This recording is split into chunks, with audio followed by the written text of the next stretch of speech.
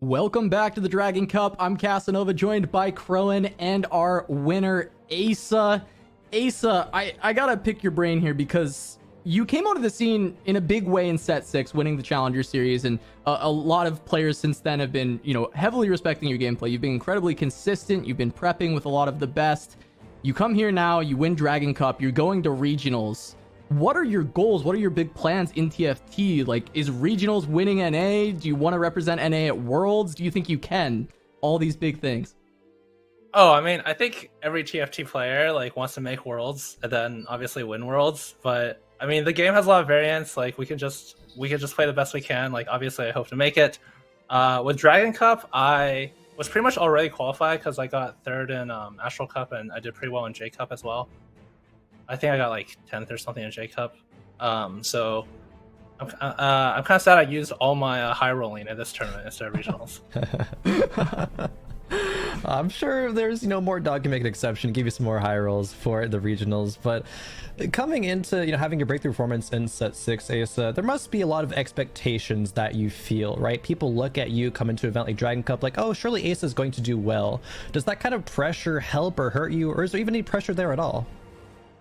I think I used to feel more pressure. I remember in Set 6, Set 6.5 regionals, I think I felt some pressure like that, and I think it negatively affected my play.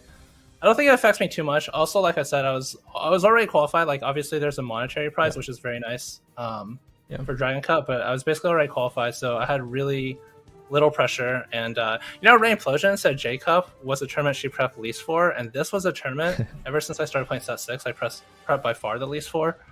And so that's the tech. Don't prep. No prep equals win. Yeah, just not getting that mental block. Well, I guess then with regionals coming up, what are your plans for prepping for regionals? Are you gonna do the no prep again, or what are we doing for regionals? No, I'll definitely prep. I mean, it obviously helps. I think I need to learn more of the comps because my first game in this tournament, I played the the very meta Graves Seraphine Pantheon build. I had never played it even a single time on ladder. But yeah, I just got kind of forced into the spot. So I just need to make sure I know how to play every comp going into regionals, because leading up to this, I just played mostly Xayah on ladder. Yeah, I heard you got first playing that comp though when you first timed it. Is that correct? Yeah, I high rolled, of course, but yeah, I was down 2 augments because my first augment was Oasis, and then my second augment was Pandora's Bench, and I was like, oh no, I can't win. I'm down so many augments, but yeah. Pandora's Bench helped a lot. It gave me my Pantheon 2 and my Graves 2. Yeah, great pickup there. I do actually want to talk about just the concept of prepping a bit more. Obviously saying, coming to this, prepping the least, right? Rain Potion saying, prep the least when she won the tournament. You being part of the study group, you and Sox, some big brains of TFT. Has your prep over your time in Teamfight Tactics evolved? Does your preparation process look any different now as it did to say sets in the past? How do you keep leveling up your TFT play in that way?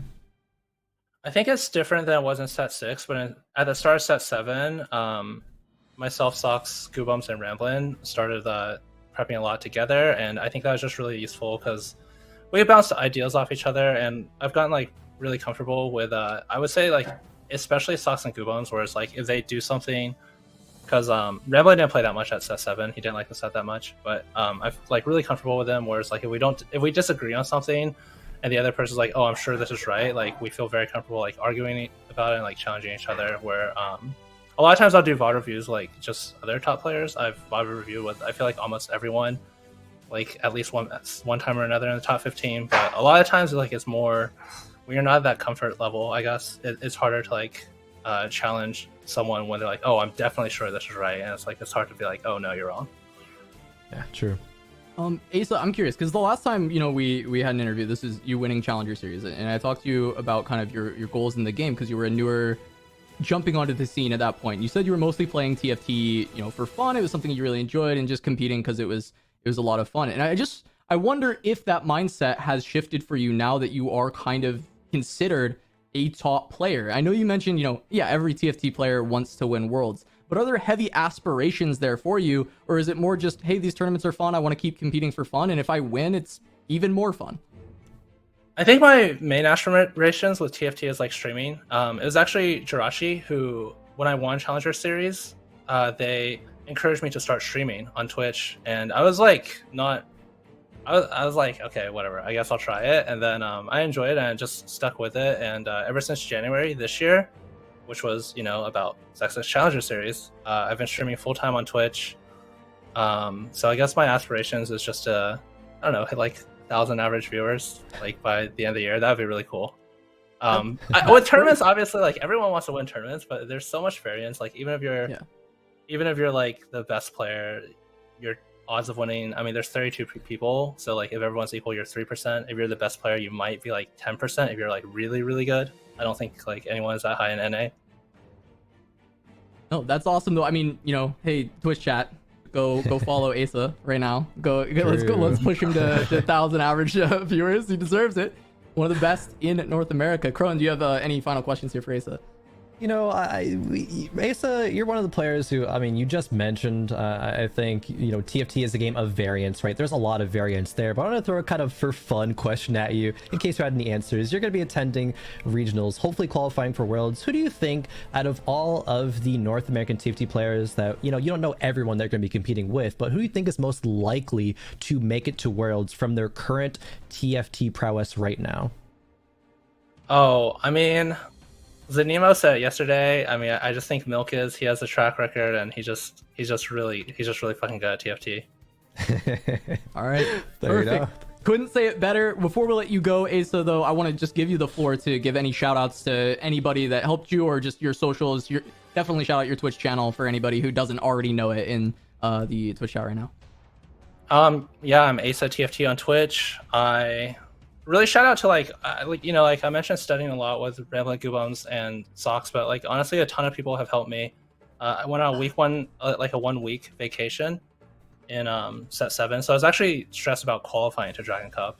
But like a lot of people helped me, like Iniko helped me a lot, Just Soap helped me a lot. There's like other people, I'm sure. Shout out to 60 by the way, Chinese player. I review his VODs a lot. And Mordog actually blessed me this tournament because normally like with Twitch Rage, like I want to like spread the love. Mordog ran me yesterday. I did really well. I had 2 bonus points, should have been 3 if I didn't troll, and then he ran me again today, and then we won. So I had Mordog's blessing for this tournament.